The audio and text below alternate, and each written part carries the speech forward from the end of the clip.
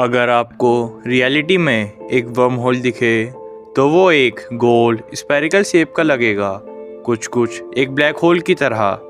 दूसरी साइड की लाइट उसमें से पास होके एक विंडो बनाती है जो आपको एक दूर की जगह का नज़ारा दिखाती है। जैसे ही आप उसे क्रॉस करते हो, दूसरी साइड का व्यू पूरा सामने आता है और आपकी पुरानी जगह अब एक स्फेरिकल विंडो में पीछे छूट रही होती है। पर क्या वर्म होल्स रियल हैं या बस फिजिक्स और मैथ्स के रूप में एक जादू? अगर ये रियल हैं तो ये कैसे काम करते हैं और हम इन्हें कहाँ ढूंढ सकते हैं? इन्हीं सब सवालों का जवाब आपको आज की इस वीडियो में मिलेगा, तो वीडियो को एंड तक ज़रूर देखना। काफ़ी समय तक इंसानी इतिहास में हमने सोचा कि स्पेस एक सिंपल चीज़ है, एक बड़ी फ्लैट स्टेज जहां यूनिवर्स के सारे इवेंट्स अनफोल्ड होते हैं। चाहे प्लैनेट्स और स्टार्स के सेट को हटा दो, फिर भी एक चीज़ बची रहती है, वो खाली स्टेज है, स्पेस, जो हमेशा वैसा ही रहता है, अनचेंजिंग और इटर्नल। पर आइंस्टाइन की थ्योरी ऑफ रिलेटिविटी ने इस आइडिया को बदल दिया। आइंस्टाइन ने कहा कि स्पेस और टाइम मिलकर वो स्टेज बनाते हैं और ये हर जगह एक जैसे नहीं होते। स्पेस के ऊपर रखे गए ऑब्जेक्ट्स खुद स्पेस को स्ट्रेच और रैप करते हैं। अगर पुराना स्पेस एक हार्ड वुडन फ्लोर की तरह था, तो आइंस्टाइन का स्पेस एक वाटर बेड जैसा है।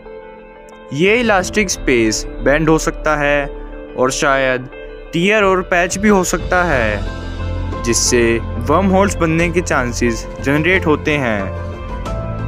हमारा यूनिवर्स एक बड़ी फ्लैट शीट जैसा है और अगर ये सही तरीके से बेंड हो तो वर्म होल्स दो बहुत दूर के स्पॉट्स को एक शॉर्ट ब्रिज के ज़रिए कनेक्ट कर सकते हैं, जिसे आप पलक झपकते ही क्रॉस कर पाओगे।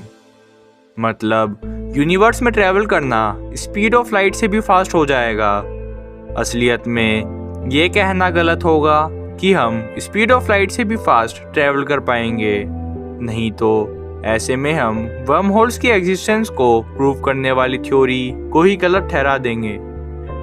असलियत में वर्म होल्स हमें स्पीड ऑफ लाइट से ज़्यादा स्पीड से ट्रैवल करवाते ही नहीं हैं, बल्कि ये तो एक पॉइंट से दूसरे पॉइंट के बीच के डिस्टेंस को काफ़ी टाइम डिक्रीज कर देते हैं। इसे आप एक एग्जाम्पल से सही से समझ पाओगे। आप अपने हाथ में एक प्लेन शीट ऑफ पेपर लो और उसको एज्यूम करो कि ये स्पेस है, और उस पेपर पे आप कहीं भी थोड़े डिस्टेंस पे दो पॉइंट्स ए और बी प्लॉट कर दो। अब आप वीडियो पॉज करके कमेंट्स में मुझे ये बताओ कि आपके हिसाब से इन दोनों पॉइंट्स के बीच में शॉर्टेस्ट डिस्टेंस क्या होगा। अगर आप सोच रहे हो कि इन दोनों पॉइंट्स के बीच खींची गई स्ट्रेट लाइन इन दोनों पॉइंट्स के बीच का शॉर्टेस्ट डिस्टेंस है, तो आप वर्म होल्स के कॉन्सेप्ट के हिसाब से गलत हो। आपको इन दोनों पॉइंट्स के बीच के शॉर्टेस्ट डिस्टेंस को देखने के लिए इस पूरे सिस्टम को 3D में समझना होगा। आप इस शीट को जब कर्व करोगे तब जाके मिलेगा आपको इन दोनों पॉइंट्स के बीच का शॉर्टेस्ट डिस्टेंस। इस केस में तो हमें इस पेपर को कर्व करना पड़ा, लेकिन स्पेस के केस में स्पेस को कर्व करने का काम हैवियर बॉडीज करती है।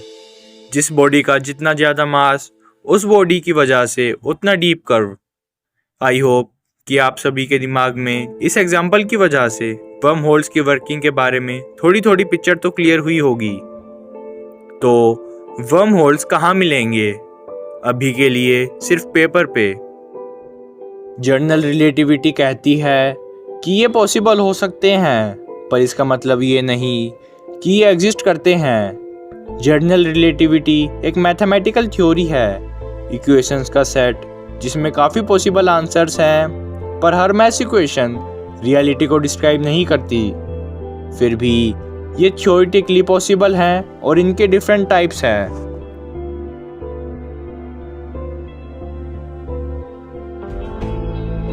पहले थ्योराइज्ड वर्म होल को आइंस्टाइन-रोजन ब्रिज कहा गया।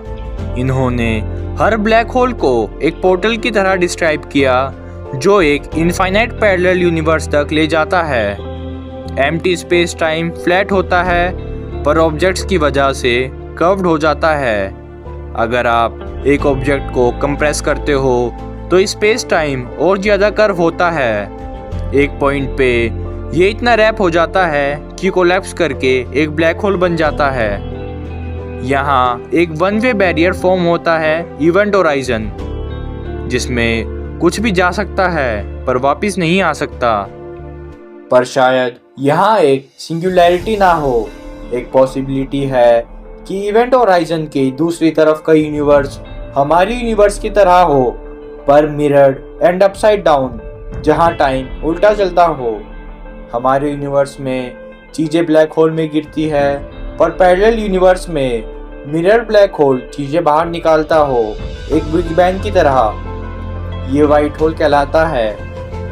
हम किसी और वीडियो में वाइट होल के बारे में डिटेल से बात करेंगे, पर अभी के लिए हम वापस अपने टॉपिक पे आते हैं। पर आइंस्टाइन रोजन ब्रिज क्रॉस करना पॉसिबल नहीं है। इसमें अपोजिट यूनिवर्स तक जाने के लिए इनफाइनाइट टाइम लगता है। अगर आप एक ब्लैक होल में जाओगे तो आप वाइट होल से बाहर अपनी कॉन्शियसनेस के साथ नहीं आओगे, आप जब तक डेड हो चुके होंगे।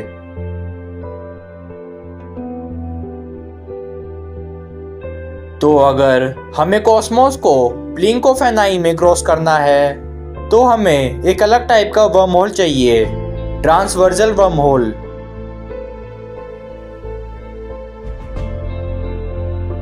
अगर स्ट्रिंग थ्योरी या उसकी कोई वेरिएशन सही है तो हो सकता है कि यूनिवर्स में एक tangled web of countless worm holes पहले से हो। बिग बैंग के बाद छोटी स्केल पर क्वांटम फ्लक्चुएशन ने बहुत सारे ट्रांसवर्सल वर्म होल्स क्रिएट किए हो सकते हैं। इन वर्म होल्स में कॉस्मिक स्ट्रिंग्स होती हैं जो इन्हें स्टेबलाइज करती हैं। अगर ये अर्ली यूनिवर्स में बने होंगे तो शायद ये हर जगह होंगे और एक हमारे आसपास भी हो सकता है। ब्लैक होल्स और वर्म होल्स काफ़ी सिमिलर दिखते हैं, तो कुछ फिजिसिस्ट को लगता है कि गैलेक्सी के बीच सुपरमैसिव ब्लैक होल शायद वर्म होल है।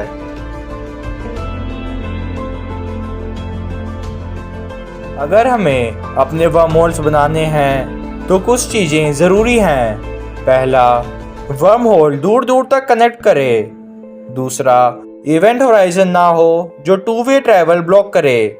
तीसरा, सफिशिएंट साइज हो जिसमें ग्रेविटेशनल फोर्स ह्यूमंस को ना मार दे। प्रॉब्लम ये है कि ग्रेविटी वर्म होल्स को बंद करना चाहती है। उसे ओपन रखने के लिए हमें एक नई चीज़ चाहिए, एक्सोटिक मैटर।